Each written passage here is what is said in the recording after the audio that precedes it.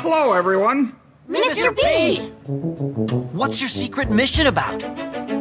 It's not my mission, but an idea that came from my good friend, Mr. Bill Gates. Hi, kids. The real, actual, in-person Bill? Bill? He's trying to say that we're big fans, Mr. Gates. It's a strange fact that Bill Gates' hagiographers, PR hacks employed more often than not by large corporations that receive funding from the Bill and Melinda Gates Foundation, consistently depict this drab software developer as a cartoon superhero, using his superpower of being very rich to help save the planet. Behind closed doors on this New York campus, a secret gathering of some of the world's most powerful people. Gates, Buffett, Bloomberg, Winfrey. It was like the Super Friends. In the great hall of the Justice League, there are assembled the world's 4 greatest heroes. But these cartoon-fueled puff pieces reveal more than they know about Gates and the other mega-rich philanthropists they are attempting to idolize. They reveal that the idea of the selfless billionaire do-gooder is a work of fiction so unbelievable it is only fit for Saturday morning cartoon fare. As we have seen in our first 2 explorations of Bill Gates' role as global health kingpin, the seemingly selfless generosity of the Gates family through their eponymous foundation has in fact greatly increased their own wealth, with Bill Gates' personal net worth having doubled in the past decade alone. But the takeover of public health that we have documented in How Bill Gates Monopolized Global Health, and the remarkably brazen push to vaccinate everyone on the planet that we have documented in Bill Gates' Plan to Vaccinate the World, was not, at base, about money. The unimaginable wealth that Gates has accrued is now being used to purchase something much more useful. Control. Control not just of the global health bodies that can coordinate a worldwide vaccination program, or the governments that will mandate such an unprecedented campaign, but control over the global population itself. This is an exploration of Bill Gates and the population control grid. You're tuned into the Corbett Report.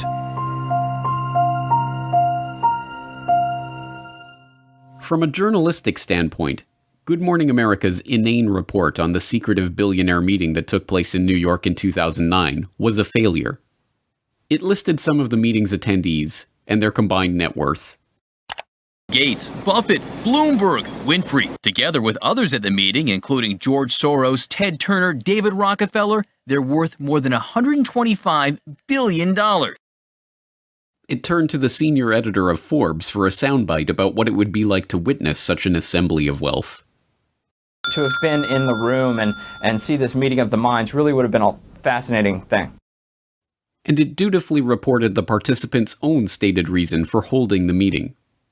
That much money, that much power around one table. It begs the question, what were they doing? What were they scheming? Total world domination? This group, together for 6 hours, was talking about charity, education, emergency relief, global health.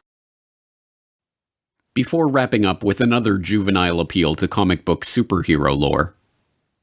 The new Superman and Wonder Woman, the super rich friends, not fighting bad guys, but fighting for good nonetheless. For Good Morning America, John Berman, ABC News. Yes, from a journalistic standpoint, Berman's report was an utter failure.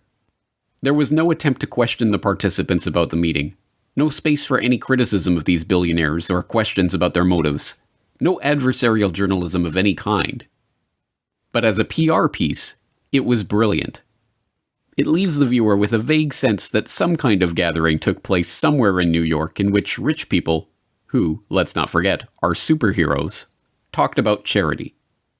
One would have to turn to print sources to discover that the meeting was held at the personal residence of Sir Paul Nurse, then president of Rockefeller University, that the invitation to the gathering was co-written by Bill Gates, Warren Buffett, and David Rockefeller, or that the aim of the meeting was to consider how their wealth could be used to slow the growth of the world's population.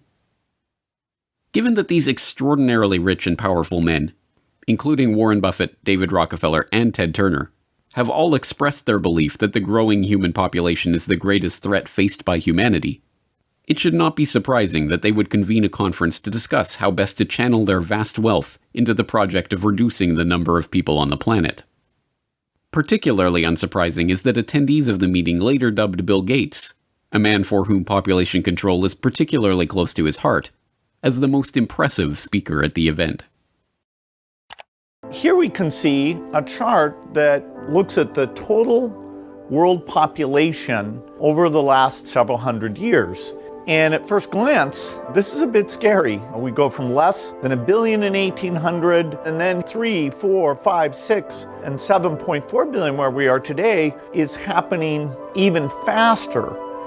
So Melinda and I wondered whether providing new medicines and keeping children alive, would that create more of a population problem? And what the developing world does not need is more children.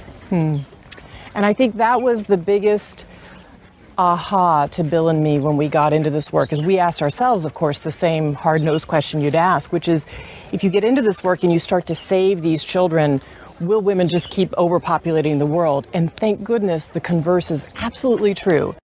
This is a very important question to get right, because it was absolutely key for me. When our foundation first started up, it was focused on reproductive health. That was the main thing we did, because I thought, population growth in poor countries is the biggest problem they face. You've got to help mothers who want to limit family size have the tools and education to do that. And I thought that's the only thing that really counts.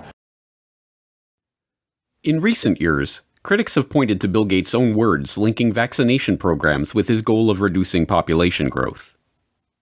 Now, the world today has 6.8 billion people. That's headed up to about 9 billion.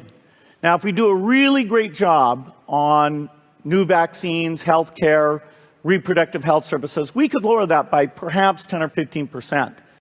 $10 billion over the next 10 years to make it the year of the vaccines. What does that mean exactly?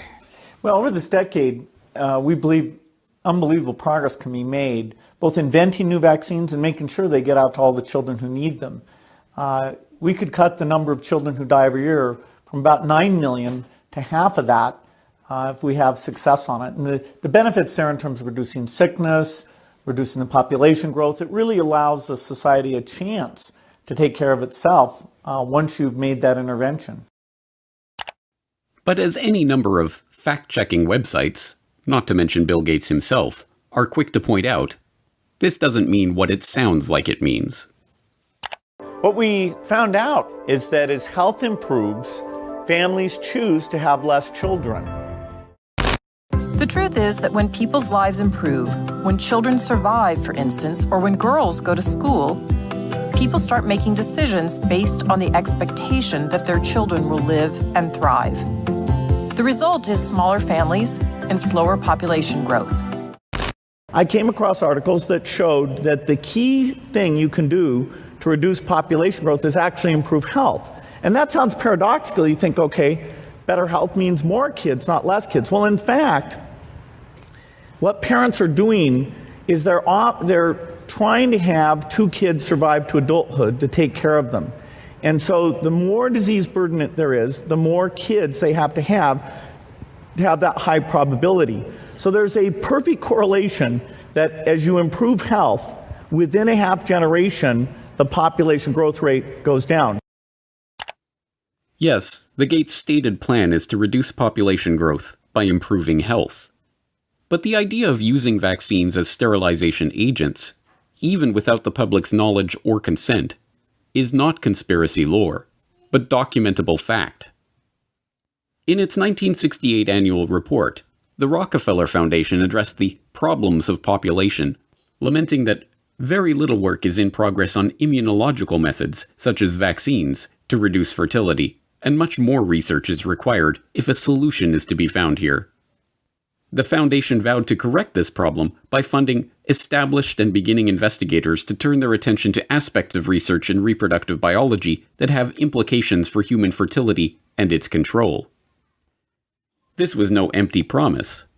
By the time of its 1988 annual report, the Rockefeller Foundation was able to report progress on its funding into contraceptive research, including Norplant, a contraceptive implanted under the skin of a woman's upper arm and effective for 5 years. In its 1988 report, the Rockefeller Foundation was pleased to announce that Norplant, which was developed by the Rockefeller-founded Population Council, was now approved for marketing in 12 countries.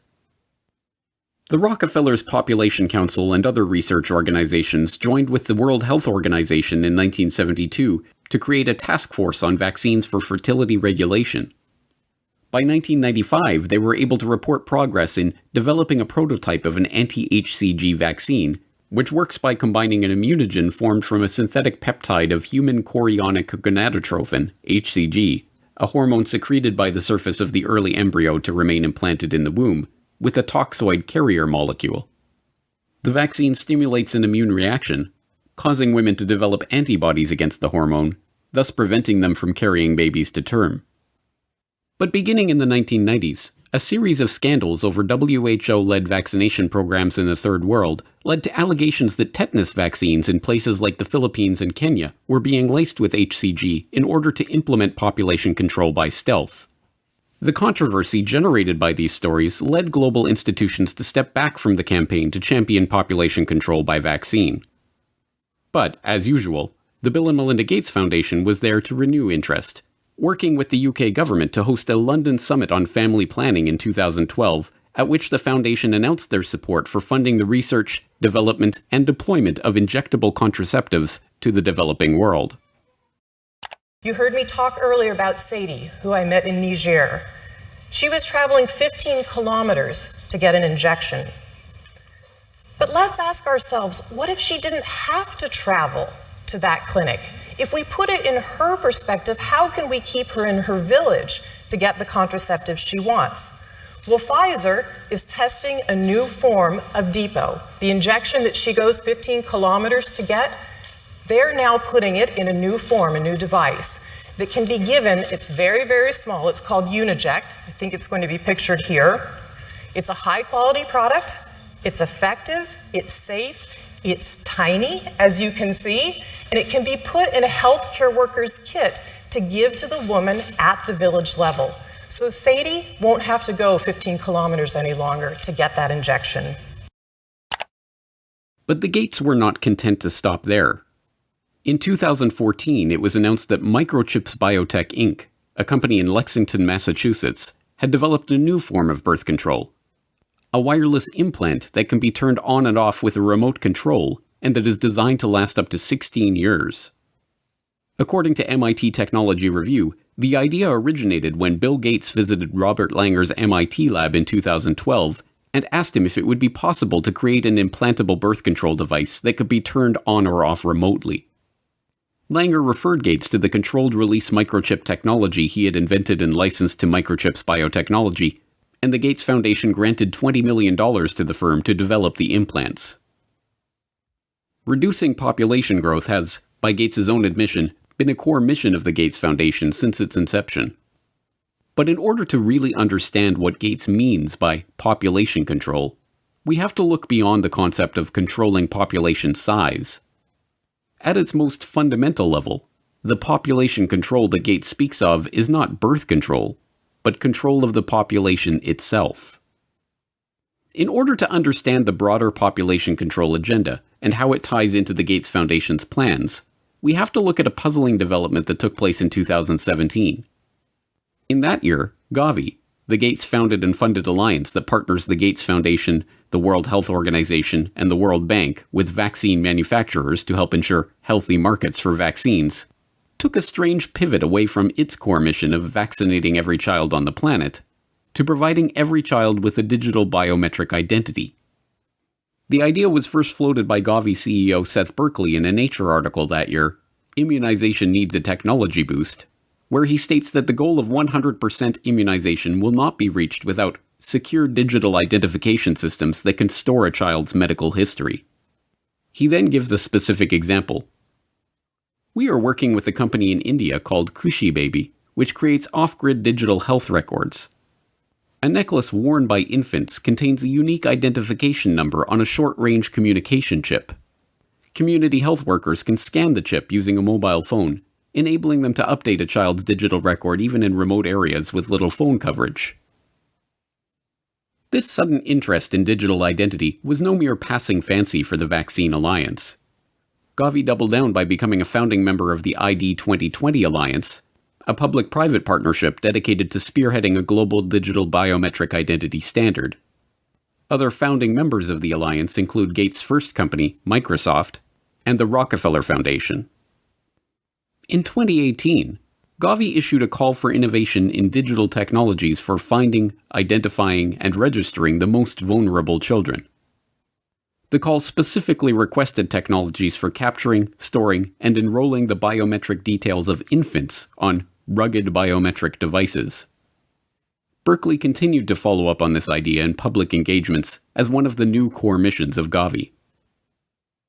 What's interesting is that people tend to think of, birth certificates as kind of a major document, but, the most common, as I mentioned before, is not a birth certificate, is not a death certificate, is not a marriage certificate. The most common connection, vital registration for the population is actually a child health card, because we reach more than 90% of children with at least one dose of vaccine as part of routine. So they're in the system. The challenge is that contact is not connected into the system. So if you could connect it, then you have the ability to give them their basic identity papers. You have ability then later on, if they want to own land or they want to have their rights, you're able to help them with that. But, we're not currently taking advantage of that. And so the children get seen, they get enrolled in the health centers, but that information is not used for anything else.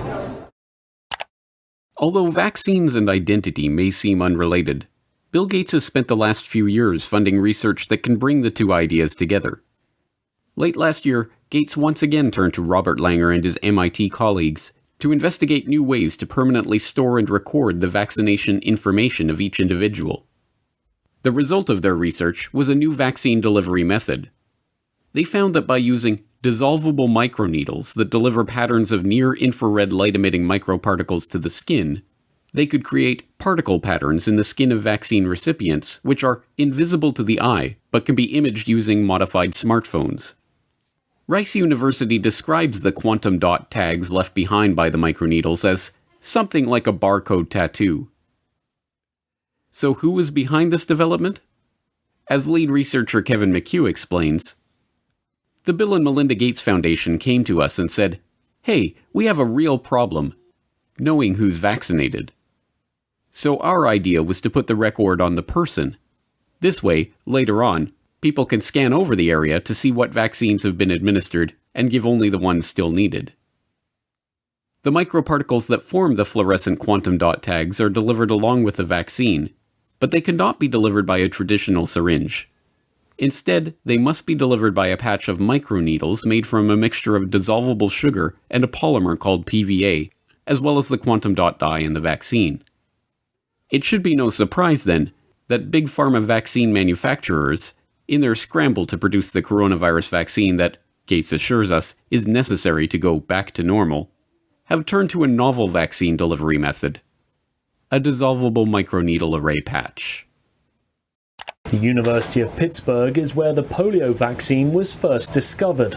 At the medical center, researchers are now developing a vaccine that is delivered using a dissolvable patch called a microneedle array. Think about them as almost like a Band-Aid. And so the microneedle array is simply applied to the skin topically, pressed into place very shortly, and then taken off and thrown away. And then the antigen is already delivered. As is becoming evident, this new vaccine-delivered barcode-like tattoo is about much more than simply ensuring that children get all their Gavi-recommended immunizations. On a recent Ask Me Anything thread on Reddit, when asked, "What changes are we going to have to make to how businesses operate to maintain our economy while providing social distancing?" Bill Gates answered, "Eventually we will have some digital certificates to show who has recovered or been tested recently, or when we have a vaccine, who has received it." In his answer, Gates fails to mention that he has himself been instrumental in kickstarting and funding the research into the very type of digital certificates for vaccination that he is speaking about, or that these digital certificates, likely, at first, to be a digital marker linked to a biometric ID, could very well one day take the form of vaccine-implanted quantum dot tattoos. But, as in so many other aspects of the unfolding crisis, Gates' unscientific pronouncement that we will need digital certificates to prove our immunity in the new normal of the post-coronavirus world. Eventually, what we'll have to have is certificates of who's a recovered person, who's a vaccinated person, is now being implemented by a number of governments. It is now being reported that OnFido, a tech startup specializing in AI-based biometric ID verification, is in talks with the British government to provide the type of digital certification Gates mentioned, dubbed an immunity passport. The proposed system would require would-be workers to use the OnFido-provided app to scan their face or other biometric data, link that information to a SARS-CoV-2 antibody test, or, eventually, proof of coronavirus vaccination, and then have their picture taken and immunity verified every time they wish to access a restricted space or work environment. Last month, OnFido announced that it had raised $50 million in a round of investments led by Bill Gates' old company, Microsoft. But this is not Gates' first experience with the field of biometric identity. A decade ago, the government of India began what has been called the largest social experiment on Earth, enrolling over 1 billion people in the largest biometric identification database ever constructed. The project, involving iris scanning and fingerprinting the entirety of the Indian population, recording their biometric details in a centralized database, and issuing them a 12-digit identity number that could be used to prove residence and access government services, all within the span of a few years, presented an incredible societal, legal, and technological challenge.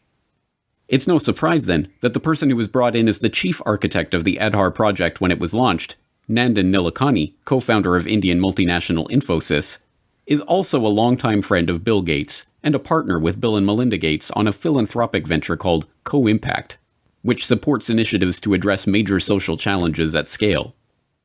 Nilekani's involvement in Aadhaar has even made him one of Gates's heroes, featured in slick video promotions produced by the Bill and Melinda Gates Foundation. My friend Nandan Nilekani is one of India's best-known entrepreneurs. He led the creation of the world's largest biometric ID system. Now, he's working to promote his platform to improve the lives of the world's poorest people. There are more than 1 billion people around the world who don't have any kind of ID.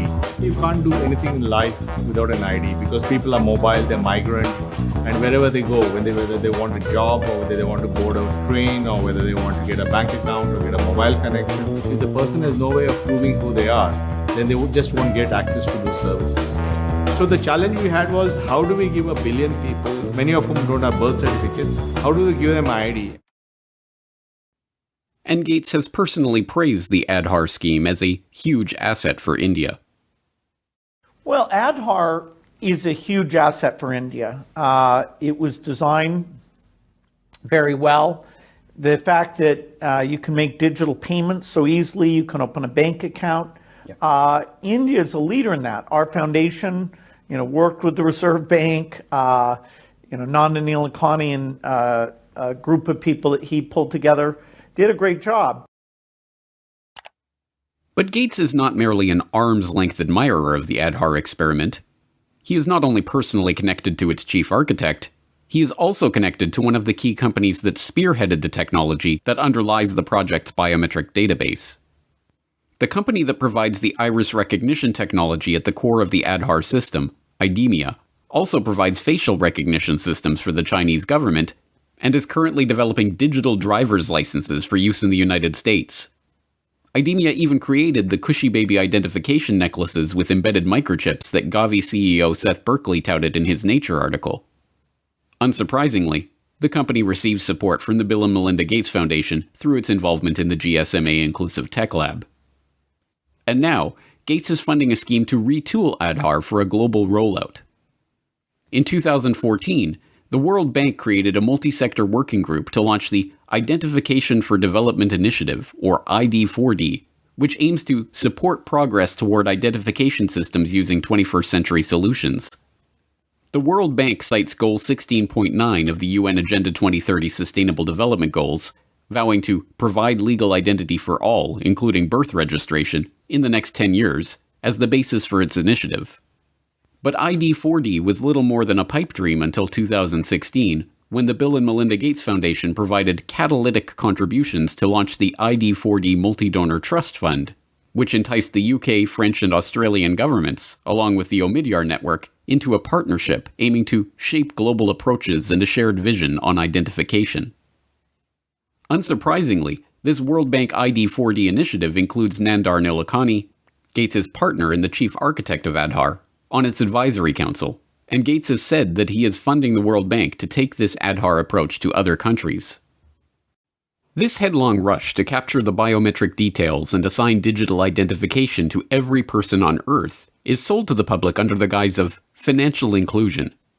The poorest people on the planet have trouble accessing financial services and receiving government aid because they don't have official government identification papers. In this formulation, being issued a government ID, having one's biometric details registered, tracked, and databased by the government, is a human right that must be secured. It should be no surprise by this point that this human right also has direct benefits for big business and for the entities that are looking to exert greater control over the human population. Gates provided insight into the real purpose of this identification control grid in a speech at the Financial Inclusion Forum hosted by the US Treasury in 2015. Every country really needs to look through these KYC, Know Your Customer rules, to make sure that customers are able to prove who they are. But of course, in many countries, you don't have any type of ID system. And the lack of an ID system is a problem, not just for the payment system, but also for voting and health and education and taxation. And so it's a wonderful thing to go in and create a broad identification system. Again, India is a very interesting example of this, where the Aadhaar system, which is a 12-digit identifier that's correlated to biometric measures, is becoming pervasive throughout the country and will be the foundation for how we bring this low-cost switch to every mobile phone user in India. The same type of thing is happening now in Pakistan, and there's early beginnings of creating these ID programs in Africa as well. We expect to be able to use the ID so that when you show up for any government service, say you walk into a primary health clinic, we'll be able to take that bio-ID very quickly and bring up your electronic health record. Even if you've moved from one part of the country to the other, you will be well tracked and well served without nearly as much paperwork or waiting. And so the ID system is foundational. The ID control grid is an essential part of the digitization of the economy. And although this is being sold as an opportunity for financial inclusion of the world's poorest in the banking system provided by the likes of Gates and his banking and business associates, it is in fact a system for financial exclusion. Exclusion of any person or transaction that does not have the approval of the government or the payment providers. Once financial flows go underground, where you have lots of legitimate transactions mixed in with the ones you want to track, and once they're going over a digital system that the U.S. has no connection to, it's far more difficult to find the transactions that you want to be aware of or that you want to block. And once again, this is no mere theoretical talk from Gates. He has been intimately involved in this process of switching the world over to a digital payment grid tied to biometric identity. In 2012, the Bill and Melinda Gates Foundation helped found the Better Than Cash Alliance, which brings together governments, international organizations, and the private sector to accelerate the transition from cash to digital payments globally. And when the Indian government made a bold move to demonetize large amounts of its circulating currency in order to draw off-the-books funds back under the purview of the Indian tax office, there was Gates to praise the move as an important step toward the creation of a brave new digital economy, tied, of course, to the Aadhaar ID grid. The bold move to demonetize high-value denominations and replace them with new notes with higher security features is an important step to move away from a shadow economy to an even more transparent economy. And digital transactions really, I think, will rise dramatically here. In fact, I think in the next several years, India will become the most digitized economy, not just by size, but by percentage as well. All of the pieces are now coming together.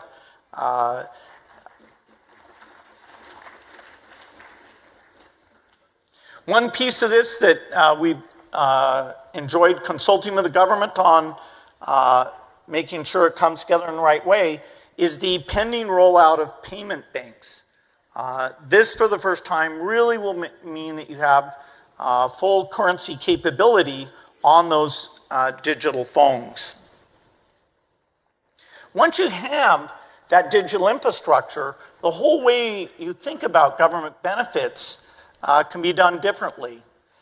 Over time, all of these transactions will create a footprint. And so when you go in for credit, the ability to access your history, that you've paid your utility bills on time, that you've saved up money for your children's education, all of those things in your digital trail, accessed in an appropriate way, will allow the credit market to properly score the risk and therefore loosen up more money for investments, not only in the agriculture sector, but for all the entrepreneurs in the country. The different parts of this population control grid fit together like pieces of a jigsaw puzzle. The vaccination drive ties into the biometric identity drive, which ties into the cashless society drive. In Gates's vision, everyone will receive the government-mandated vaccinations, and everyone will have their biometric details recorded in nationally administered, globally integrated digital IDs. These digital identities will be tied to all of our actions and transactions, and, if and when they are deemed illegal, they will simply be shut off by the government, or even the payment providers themselves. The Indian experiment in pioneering this biometric digital economy, an experiment with which Gates has been so intimately involved, also provides a perfect example of just how such a system will be abused.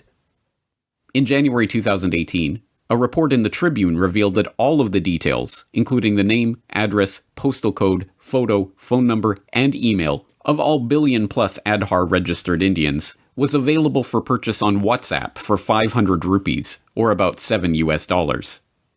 The Unique Identification Authority of India that administers the Aadhaar scheme was then forced to admit that approximately 210 websites, including websites of the central government and state government departments, were displaying the list of government beneficiaries along with their name, address, other details, and Aadhaar numbers.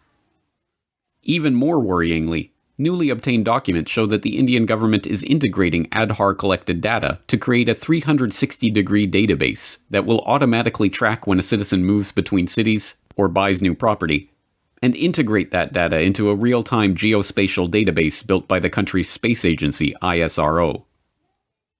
Only the most willfully obtuse could claim to be unable to see the nightmarish implications for this type of all-seeing, all-pervasive society, where every transaction and every movement of every citizen is monitored, analyzed, and databased in real time by the government. And Bill Gates is one of those willfully obtuse people. A current debate that's on in India and globally as well around data. Now, you've been an advocate of Aadhaar. You've supported it, you've defended it. And I think that the questions arise not on whether it's a good idea or not, but whether it should be made mandatory for every citizen, for every service possible, because it was envisaged as people accessing government subsidy using the Aadhaar card to avoid duplication and leakages. The question then is that India today is still grappling with putting in place a privacy framework, a privacy regulation, a data protection regulation. In that context, then, does it make sense, even though the matter is in court today, to link Aadhaar to every possible service?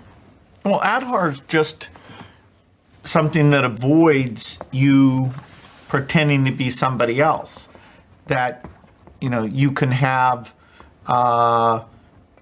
fake people on the government payroll. Mm-hmm. Aadhaar, prevents you being on that payroll as a ghost worker.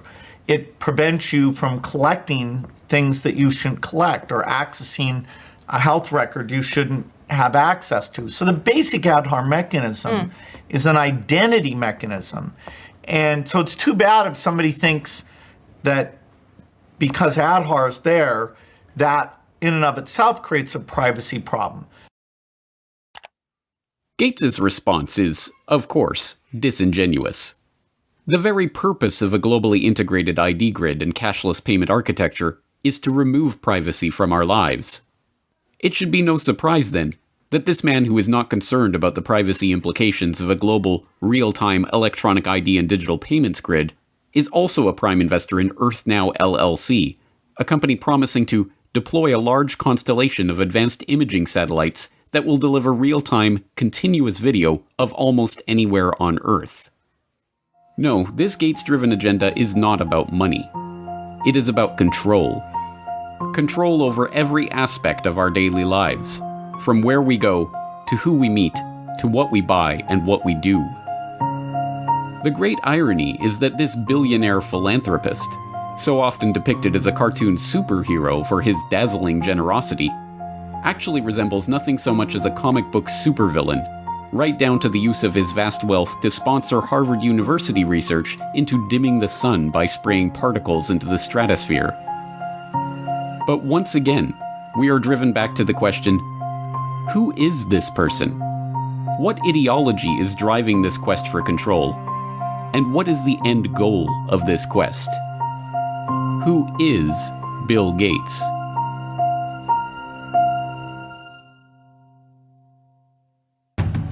Next time on the Corbett Report.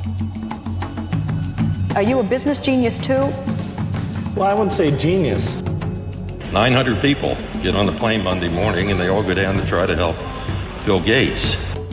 Every corner we've turned in the field of global health, we've found that the Rockefellers were already there and have been there for years.